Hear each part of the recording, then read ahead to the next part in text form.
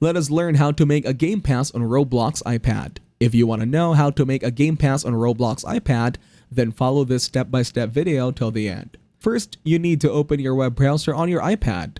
Next, search for create.roblox.com here. Here you need to log into your account by entering your email and password. After that, tap on the three lines from the top left corner. Now tap on Creations.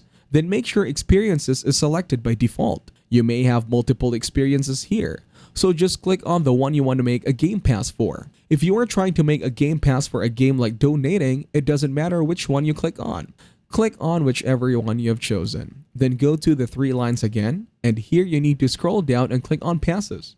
Next, click on Create a Pass. Here you can upload the image, enter the name, and add a description as well. Now click on Create Pass. As you can see, the game pass has been created. Next, click on Pass, then tap on the three lines. Now tap on Sales. Here, turn the toggle on for item for sale. Then you can type in a price. Just remember you will keep 70% of it. After that, click on Save Changes.